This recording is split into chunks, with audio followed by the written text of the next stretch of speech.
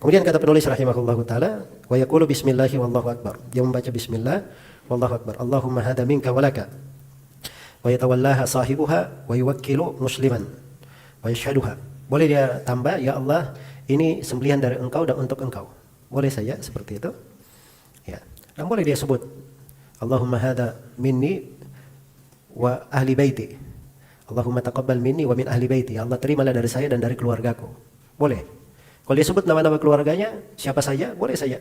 Disebutkan anni fulan bin fulan, untuk istriku si fulana, untuk anakku si fulan, untuk yang kedua lagi si fulan, yang ketiga si fulan, untuk ayah saya si fulan, untuk ibu saya si fulana, boleh saja. Tidak ada masalah. Jelas ya? Tapi tidak mesti disebutkan. Tidak mesti disebut. Ya. Ada kadang orang terlalu saklat ya. Mau sembelih harus baca daftar dulu semuanya. Ya. Seakan-akan kalau tidak dibaca tidak syah. Nah, ini keliru ya. Jadi sepanjang hewan itu dia serahkan, ini hewan kurban saya. Ya, Allah yang paling tahu ini hewan milik siapa. Jelas ya? Jadi kalau dia sudah dikatakan Bismillah Allahu Akbar, sudah selesai. Sudah syah. Nah, hanya kalau disebut namanya, itu nggak ada masalah. Tidak apa-apa. InsyaAllah ta'ala. Baik. Ya. Wa yatawallaha sahibuha. Paling bagusnya hewan kurban itu pemiliknya langsung yang menyembelihnya. Nah, ini kalau dia tahu menyembelih ya. Tapi kalau dia tidak tahu menyembelih, malah dia buat hewan ini semakin sakit. Ya, ini lebih bagus dia serahkan ke orang lain untuk apa? Menyembelihnya. Ya. Baik, itu beda ya antara orang yang ahli dengan orang yang tidak ahli. Ya, apalagi dia panik. Ya, baru dia gini kan muncrat darah, ya, seakan-akan dia sudah mau kabur. Padahal belum selesai baru dia menyembelih. Nah, ini kan menyakiti hewan namanya. Maka harusnya dia serahkan kepada orang yang ahli.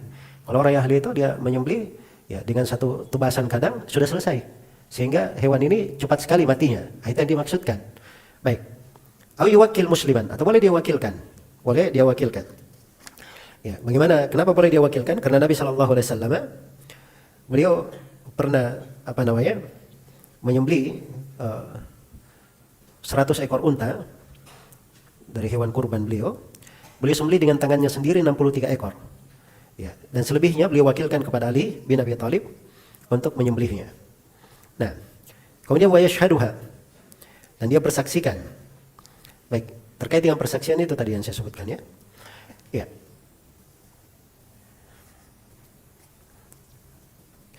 Baik, kemudian di sini penulis berpindah menjelaskan syarat yang lainnya dari syarat penyembelihan, dari syarat udhiyah terkait dengan waktu penyembelihannya. Jadi tadi salah satu syarat syahnya udhiyah apabila disembelih di waktunya. Kapan waktunya? Ini yang diterangkan oleh penulis di sini. Kata beliau, waktu ad-dzabhi ba'da salatil 'id au qadrihi ila yaumaini ba'dahu. Dan waktu penyembelihan itu setelah salat Id. Nah, ini harus diketahui ya, setelah salat. Bukan setelah khutbah, tapi setelah apa? Setelah salat.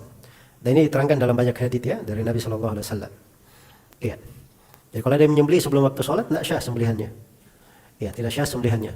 Seperti sebagian sahabat itu yang dia menyembelih sebelum salat, maka Nabi berkata, yang kamu sembelih itu hanyalah syatul lahmin. Hanyalah kambing untuk diambil dagingnya saja. Ya, bukan hewan kurban. Bukan hewan kurban. Maka Nabi sallallahu alaihi wasallam pun memerintah supaya diganti lagi. Baik, dalam hadits Bara' bin Azib riwayat Al-Bukhari dan Muslim, Rasulullah sallallahu alaihi wasallam bersabda, "Inna awwala ma nabda bihi fi yaumina hadza nusalli." Sungguh yang paling pertama kita lakukan di hari ini, maksudnya Idul Adha, adalah kami salat. Tsumma narji'u, kemudian kami kembali pada naharu, lalu kami menyembelih. Faman fa'ala dzalika faqad asaba sunnatana. Siapa yang melakukan hal tersebut, maka dia telah mencocoki sunnah kami. Wa man dzabaha, dan barang siapa yang menyembelih sebelum itu, fa innama huwa lahmun qaddamahu li ahlihi, laisa minan nusuki fi syai'. Ya. Jadi siapa yang menyembelih sebelum itu hanyalah daging yang dia sembelihkan untuk keluarganya. Tidak dihitung hewan kurban sama sekali. Baik. Jadi ini hati-hati ya pada hewan penyembelihan. Dan afdalnya kalau dia bersama imam, pimpinan negara, maka dibiarkan pimpinan negara dulu menyembelih sembelihannya. Kalau pimpinan negara sudah selesai, baru dia ikut setelahnya. Kecuali kalau pimpinan negara mengizinkan, maka tidak ada masalah dengan hal tersebut. Baik, jadi itu awal mulanya. Sampai mana berakhirnya? Ya. Di sini penulis hanya mengatakan dan 2 hari setelahnya. 2 hari setelahnya berarti sampai tanggal berapa? Sampai tanggal 12 saja.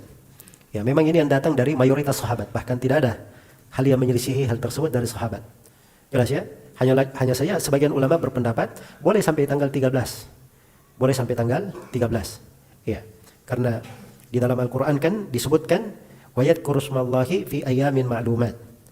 Ya, dan dia menyebut nama Allah di hari-hari yang dimaklumi, maklumat. Nah, ini masuk di dalamnya hari-hari tasyrik semuanya. Sampai tanggal 13. Dan di dalam hadits Nubaysh al-Hudali, Rasulullah SAW bersabda, "Ayyamut tasyrik, ayyamu aklin, wa syurbin, wa dzikrin lillahi ta'ala." Hari-hari tasyrik adalah hari-hari makan, minum, dan zikir kepada Allah Subhanahu wa Ta'ala. Jadi, kalau dia menyembelih sampai tanggal 13, sebenarnya itu tidak ada masalah. Hanya saja kalau ingin afdal, tidak keluar dari silang pendapat, ingin selamat, jangan dia menyembelih lewat dari tanggal 12. Jangan dia menyembelih lewat dari tanggal berapa? Dari tanggal 12. Baik. Selesai tentang waktu penyembelihan. Kemudian kata beliau, wa yukrahu fi lailatihima. Masalah berikutnya, apa hukum menyembelih di malam hari? Iya. Apa hukum menyembelih di malam hari? Iya. Di sini penulis berkata makruh menyembelih di malam hari. Kenapa makruh? Kenapa makruh? Ya.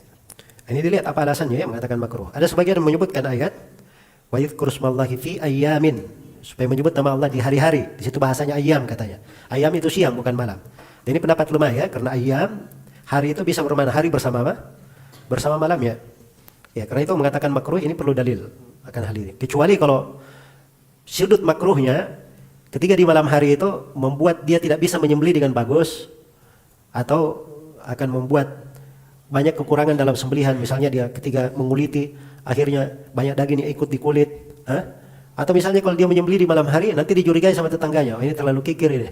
Ya, sengaja dia menyembelih malam hari supaya tidak ada orang yang lihat, tidak mau bagi-bagi misalnya.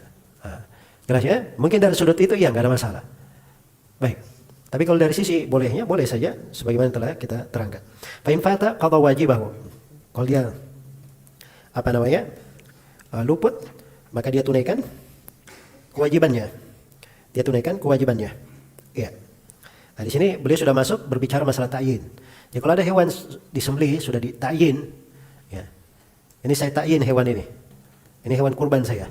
Terus ternyata hewannya ini dia telantarkan. Dia hilangkan karena kecerobohan dia.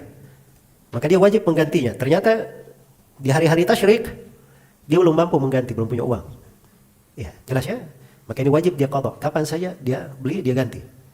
Jelas ya? Tapi kalau dia punya kemampuan, tidak boleh dia keluar dari hari-hari tasyrik. Ini contohnya ya. Baik. Jadi dia qadha dari apa? Dari kewajibannya. Dari qadha dia dari kewajibannya. Baik.